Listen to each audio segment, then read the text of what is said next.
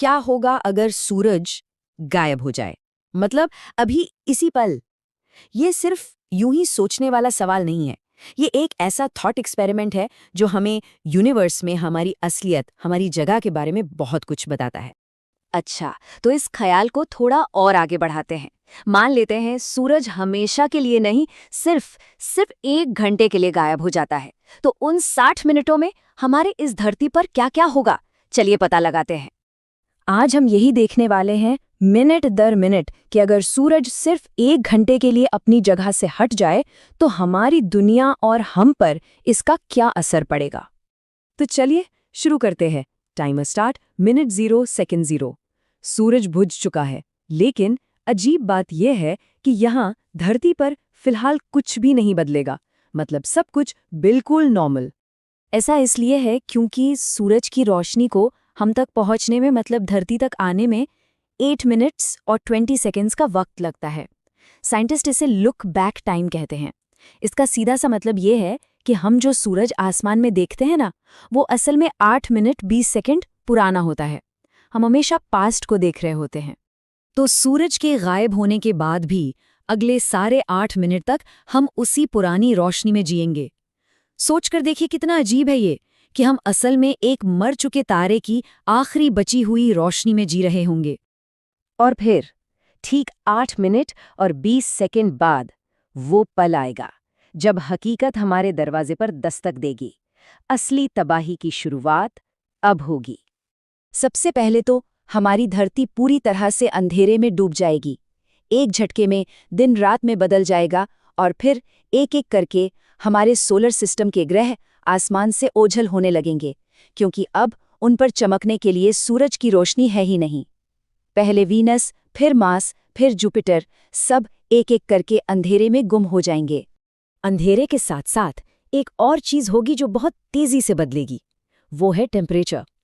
वैज्ञानिकों का मानना है कि पहले घंटे में ही धरती की सतह का एवरेज टेम्परेचर गिरकर -17 डिग्री सेल्सियस तक पहुंच जाएगा। सोचिए, ये कड़ाके की सर्दी से भी कहीं ज्यादा ठंडा है। अब बात करते हैं उन असर की जो सिर्फ फिजिकल नहीं है, बल्कि बायोलॉजिकल और सोशल भी होंगे। सूरज के बिना धरती का पूरा इकोसिस्टम और इंसानी समाज बिखरना शुरू हो जाएगा।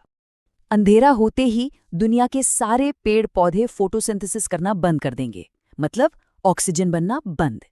समंदर में रहने वाले छोटे छोटे जीव, फाइटोप्लैंक्टन, वो मरने लगेंगे। मधुमक्खियां जो सूरज को देखकर अपना रास्ता ढूंढती हैं, वो तो पूरी तरह खो जाएंगी। और बाकी जानवरों का बर्ताव, वो एकदम अजीब और कंफ्यूज्ड हो जाएगा। और ये जानना बहुत जरूरी है कि ये फाइटोप्लैंक्टन हमारी धरती की करीब करीब आधी ऑक्सीजन बनाते हैं। उनका मरना मतलब एक बहुत बड़े ऑक्सीजन संकट की शुरुआत। और हम इंसानों का क्या? पूरी दुनिया में एक अजीब सी दहशत फैल जाएगी। किसी को कुछ समझ नहीं आएगा कि हो क्या रहा है।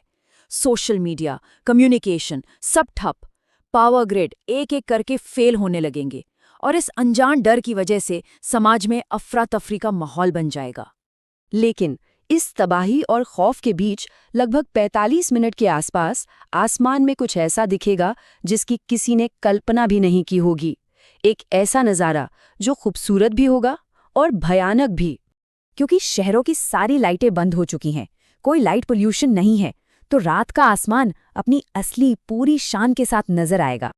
हमारी आकाशगंगा, मिल्की वे, अरबों खरबों तारे इतनी साफ दिखेंगे जितने शायद किसी इंसान ने आज तक नहीं देखे होंगे। ये एक ही पल में बेइंतहा खूबसूरती और बेइंतहा खौफ का एहसास होगा।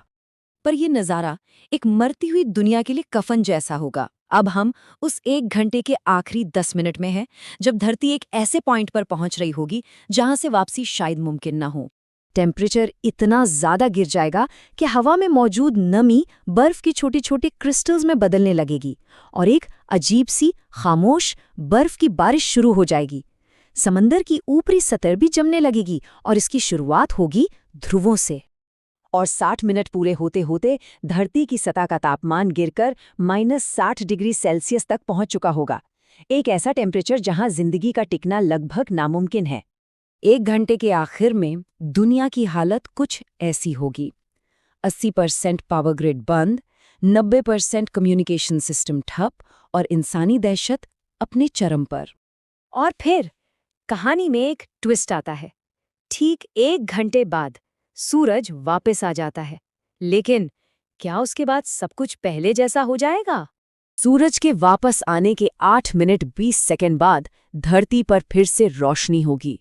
एक ऐसा सनराइज जिसकी किसी ने उम्मीद नहीं की थी, जो लोगों को शायद एक नई उम्मीद देगा।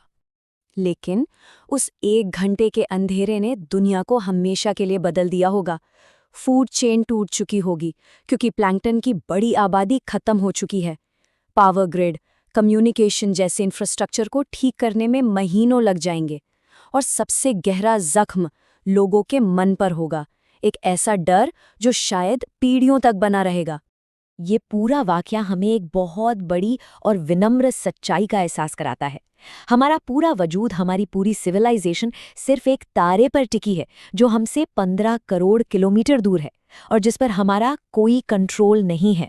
ये हमें याद दिलाता है कि हम कितने नाजुक हैं और वो सूरज जिसे हम हर रोज यूं ही मानकर चलते हैं, वो हमारे लिए कितना कीमती है।